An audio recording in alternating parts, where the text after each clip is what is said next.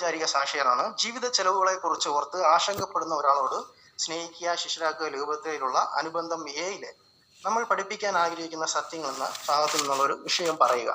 അത് നടത്തുന്നത് ജോഷ സാറിനും എസ് കെ സാറിനാണ്. നമുക്ക് ശ്രദ്ധിക്കാം.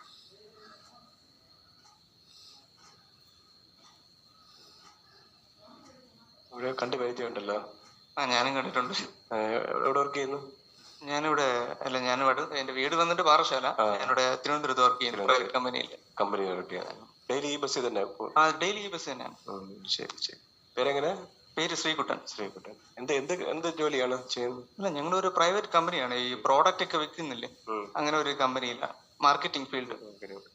ഡെയിലി പോയി വരുമോ ജോലി? ഡെയിലി ഈ ബസ്സിൽ തന്നെ, ഈ ബസ്സിൽ തന്നെ പോകുന്ന ഡെയിലി. ജോലി എങ്ങനെയുണ്ട്?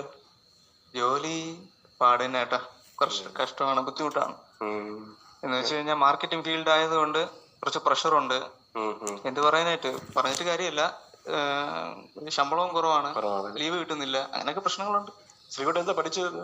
ഞാൻ എഞ്ചിനീയറിംഗ്, സിവിൽ എഞ്ചിനീയറിംഗ്. അത് ശരി, സിവിൽ എഞ്ചിനീയറിംഗ് പഠിച്ചു. ശരി ശരി. ഞാൻ ജോലി ചെയ്യുന്നുണ്ട്. ചേട്ടാ അവിടെ ടെക്നോ പാർക്കിൽ തന്നെ. ഓ, ടെക്നോ പാർക്ക്. നമുക്ക് എന്തെങ്കിലും സ്കോപ്പ് ഉണ്ടോ അവിടെ പഠിച്ചവർക്ക്? എന്താ സിവിൽ എഞ്ചിനീയറിംഗ് ആണ്? Civil engineer. ഞാൻ ആ ഫീൽഡ് അല്ല, പക്ഷെ ശ്രമിച്ചു നോക്കാം. ഇന്ന് റെസ്യൂം എന്തെങ്കിലും ഉണ്ടോ കയ്യില്? റെസ്യൂം ഉണ്ട്, ഞാൻ അയച്ചു തന്നാ മതിയോ? അയച്ചു തന്നാ ഞാൻ ജിമെയിൽ അഡ്രസ് തരാം. ഞാൻ അയച്ചു തരാം. ഓക്കെ. ഇന്ന് ശരിക്കും പറഞ്ഞ പുതിയ ഫ്രഷേഴ്സിനൊക്കെ എടുക്കുന്ന കമ്പനികളുണ്ട്. ഇപ്പൊ എക്സ്പീരിയൻസ് ഉണ്ടോ? നേരത്തെ ജോലി ചെയ്തുള്ള എക്സ്പീരിയൻസ് എന്തെങ്കിലും ഉണ്ടോ? എക്സ്പീരിയൻസ് കുറവാണ്. ഈ ഫീൽഡാണ്, മാർക്കറ്റിംഗ് ഫീൽഡിലേ ഉള്ളൂ എക്സ്പീരിയൻസ്. അത് ശരി. ഞാൻ നോക്കാം, ശ്രമിക്കാം. പക്ഷെ ഇപ്പൊ ഉള്ളവർക്ക് പോലും പലർക്കും പറയാമല്ലോ ഇപ്പൊ ജോലിയുടെ സാധ്യതകള്. ഇപ്പൊ ഈ ആർട്ടിഫിഷ്യൽ ഇന്റലിജൻസ് ഒക്കെ വന്നതുകൊണ്ട് കുറച്ച് ബുദ്ധിമുട്ടാണ്. ഉള്ളവരെ പോലും ഒരു ജോലിയിൽ ഇരുത്തുന്നില്ല.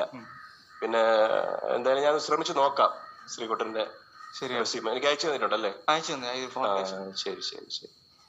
പിന്നെ ഞാൻ ശ്രീകുട്ടനോട് ഒരു കാര്യം ചോദിക്കാൻ ആഗ്രഹിക്കുന്നു. അപ്പൊ ശ്രീകുട്ടനെ പോലെ ഇങ്ങനെ ജോലിക്ക് വേണ്ടി കഷ്ടപ്പെടുന്ന ആളുകൾ ഇന്നുണ്ട് ഭൂമിയിലെ. തീർച്ചയായിട്ടും. ജോലിയുടെ ഉദ്ദേശം എന്താണ്? നല്ലൊരു വീട് വെക്കുക അല്ലേ? അതെ. എനിക്ക് പിന്നെ ഒന്നാമത് എനിക്ക് ലോണുണ്ട്, വീടിന്റെ ലോണ്, വാഹനത്തിന്റെ ലോൺ, അങ്ങനെ കുറെ ലോണ് അങ്ങനെ ഉണ്ട്. കിട്ടുന്ന ശമ്പളം എല്ലാം ലോണിൽ അടച്ച് തീർക്കേണ്ടതുണ്ട്. അപ്പൊ ബുദ്ധിമുട്ടുള്ള സാഹചര്യമാണ്. അപ്പൊ ഇങ്ങനെയാണെങ്കിൽ ഈ ഭൂമിയിൽ ജീവിക്കുന്ന ആളുകൾക്ക് എല്ലാവർക്കും സംതൃപ്തിദായകമായ ജോലി, നല്ല നല്ല വീടുകൾ, അങ്ങനെയൊക്കെ കിട്ടുന്ന ഒരു കാലം വരുമോ ഭൂമിയിൽ? എനിക്ക് അറിയില്ല കേട്ടോ അതിനെ കുറിച്ച്. ഇപ്പൊ ഞാൻ അങ്ങനെ ഒരു കാലം വരുന്നതിനെ സംബന്ധിച്ച് ഇപ്പൊ ഞാനിപ്പോ വായിക്കുന്ന ഈ ഒരു പുസ്തകത്തിൽ തന്നെ പറയുന്നുണ്ടേ. ഞാൻ അത് തന്നെ നോക്കി വിട്ടിരുന്നത്. ചേട്ടൻ എന്തോ വായിക്കുന്നുണ്ട്. ഇത് ബൈബിളാണ്. ഓ, ബൈബിളാണല്ലേ? മൊബൈൽ കിട്ടുന്നല്ലേ? മൊബൈൽ കിട്ടും. ശ്രീകുട്ടൻ ബൈബിളൊക്കെ വായിക്കുന്ന ആളാണോ? ഞാൻ ഹിന്ദുവാണ്, വീട്ടിൽ ബൈബിൾ ഉണ്ട്, പക്ഷെ വായിക്കാറില്ല. ബൈബിളിൽ ഇങ്ങനത്തെ ആശയങ്ങളൊക്കെ പറയുന്നുണ്ട്. അതായത് ഇന്ന് കാണുന്ന ഈ എല്ലാവർക്കും നല്ല നല്ല ജോലികളൊക്കെ കിട്ടുന്ന ഒരു കാലം വരുമെന്ന് പറയുന്നുണ്ട്. പക്ഷെ അത് കൊണ്ടുവരുന്ന മനുഷ്യരല്ല, മനുഷ്യരെ കൊണ്ട് സാധിക്കില്ലല്ലോ. പക്ഷെ ദൈവം വിചാരിച്ചാൽ സാധിക്കുമല്ലോ. അപ്പൊ ദൈവം അങ്ങനെ ദൈവത്തിന്റെ ഒരു ഗവൺമെന്റിലൂടെ കൊണ്ടുവരുമെന്നാണ് ഞാനത് വായിച്ചു കേൾപ്പിക്കുന്നത്. അവർ വീടുകൾ പണിത് താമസിക്കും, മുന്തിരിത്തോട്ടങ്ങൾ നട്ടുണ്ടാക്കി അവയുടെ ഫലം അനുഭവിക്കും.